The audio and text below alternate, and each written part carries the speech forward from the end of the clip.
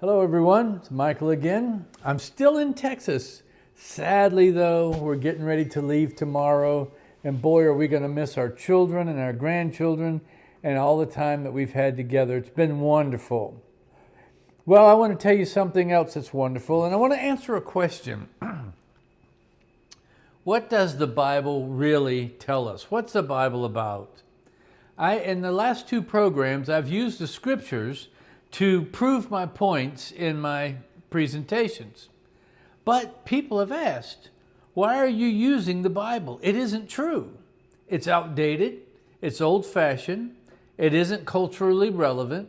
It isn't for the world today. It doesn't address our needs. It's intolerant. It's bigoted. It's non-inclusive. It's not tolerant. It demeans women. It teaches slavery. It's all about rules that don't matter anymore. So why are you bothering to use this old, outdated book? Well, let me share with you a few thoughts I have about why I use the scriptures. First of all, the scriptures were written only for people who believe in the one true God. That is, people who are followers of Jesus. If you're not a believer in God or a follower of Jesus, then it only makes sense that the Bible is not something that you believe in or care about. In fact, the scriptures themselves say that a person can only understand the scriptures if they have God's Spirit in them. 1 Corinthians 2:14 says, "A natural person does not accept the things of the Spirit of God, for they're foolishness to him, and he cannot understand them because they are spiritually discerned. But the one who is spiritual discerns all things, yet he himself is discerned by no one." So the scriptures were written for Christ followers. Another reason why I use the scriptures is their provenance. The Dead Sea Scrolls were written in the 3rd century BC. The Silver Scroll was written in the 900s BC. That is the time of King David. The Jordanian Museum has artifacts from the exodus of the Hebrews from Egypt dating back to 1446 BC. What's great about these documents is that all of them are identical to the Bible we have today, which means that in over 3,000 years, the Old Testament has never changed. What about the New Testament? Well, we currently have 5,000 copies of the New Testament from 2,000 years ago, which are the same as the New Testament we have today. Now, that's more copies of an ancient book than the top 10 other ancient books combined.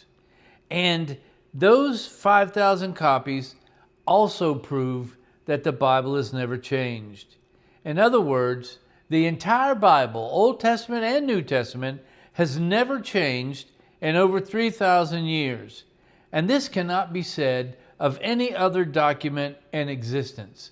So this is very powerful truth for Jesus followers and their acceptance of the scriptures. Well, what about all the attacks on the scriptures?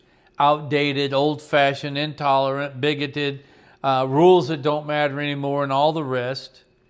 First of all, people who say these things haven't actually read the Bible. Someone told them about a few verses that were taken out of context that build their case against the scriptures or against the church or against Christianity or against any Christian they know.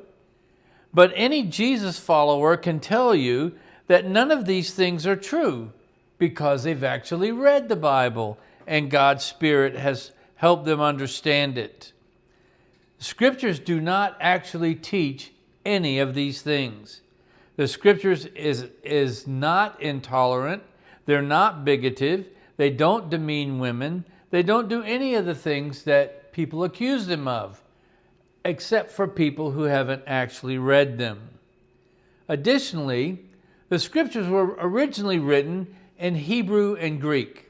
Many of the words and terms that we find objectionable in English do not mean what the original Hebrew and Greek words meant. Jesus followers, for the most part, have done the work of finding out what the original meaning was, what the intent was. And so we understand that the negative things that come forth in the English language were not actually there in the original languages. Essentially, the Bible teaches us what we are to believe about God and how He wants us to live. In other words, the Bible teaches us that God loves us and how we can live lives that are happy, joyful, and free. For those who follow Jesus, the Bible is a love letter to us from God, showing us how to live in the world today. So for the followers of Jesus, the Scriptures are the teachings that we use to measure and understand our lives by.